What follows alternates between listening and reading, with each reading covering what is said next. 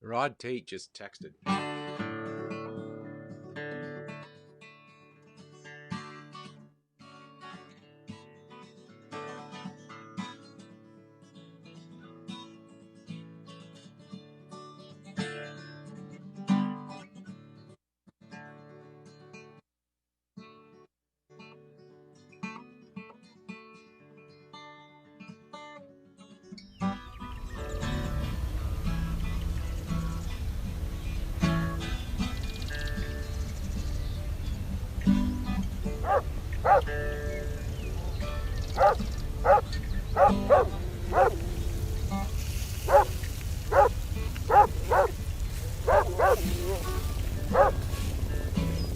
Hi everyone, what's that? Oh, dogs are barking. I'm gonna keep playing.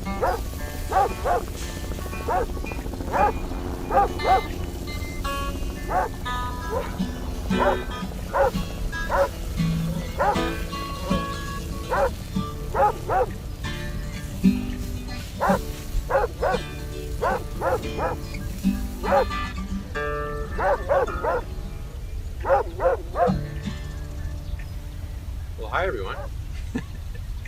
I, I feel here I'm just gonna sit here and put down my guitar and come up to a microphone and talk to you. How is everyone? I'm just coming on quick today to tell you that we're getting ready. Tomorrow, we're going to do the show from Australia.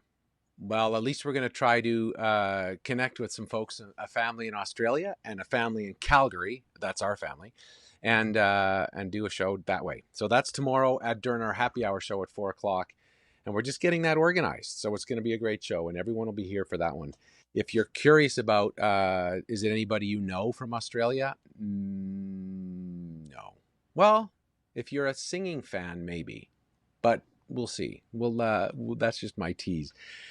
But I thought before I just say hello and goodbye, I tell a quick story. So you know how in Facebook or whatever app you're on, where it says, "Hey, this is what you were looking at last year. Or this is what you posted last year." Well, this wasn't quite. It was coming up next week. It's a year ago that I talked to Valtteri Bottas and the Bottas, and it's funny because if you look at that picture, I don't know this guy. I didn't know him from a hole in the wall when I first. I got a call from some friends at Petronas, and they said, "Hey, can you come and interview Valtteri Bottas?" And you look at this guy, and you think, "Okay, this is us last year hanging out for this big interview," and you think, "Who is he?" The crazy thing about him is, if you know his sport, you know him. If you don't know his sport, you don't know him.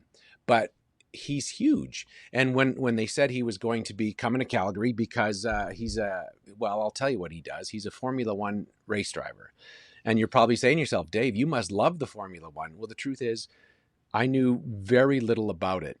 And when they called and asked if I do this interview, there was two reasons I did it. One is because I thought it's always fun to talk to interesting people. But secondly, Blythe's, my wife's dad, was a big Formula One fan. He's passed away, and I didn't really get to know him, but he's a big. So I thought, in his honor and Blythe's honor, I should meet this guy.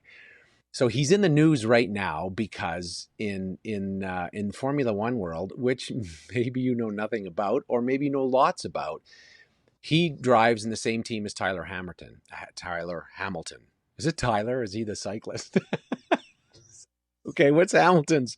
Hamilton. Does this show you what I knew going into this interview? So last year, I'm getting ready to talk to this guy, and I'm like, I know I'm not even a good driver, let alone I don't know any. So I watched the Netflix series, which was awesome, and it's a crazy sport, super interesting, like any sport is. Anyone at the top of their game, and these guys, Valtteri being one of them, are just amazing people. So I got to come up with some really technical questions that the real nuts in cars would want to know in Formula One. And then stuff that you and I would want to know if you're not, like, do you speed a lot regularly? Or does it bother you if you're in a car with Dave Kelly, who goes 10 miles under, over, doesn't really notice, tells a story, slows right down? Does that drive him nuts? By the way, that doesn't. He just likes when he's not driving, although when he is driving, he prefers it.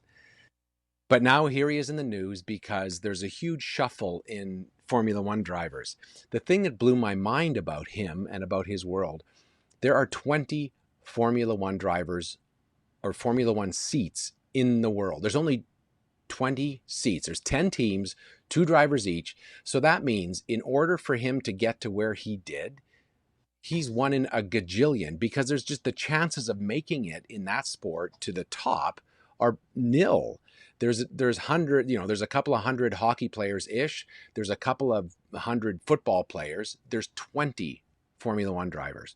So I got to sit and talk to a guy who's managed to make it to the top of the mountain. Now, obviously, folks like Hamilton are at the top of the top of the top of the mountain.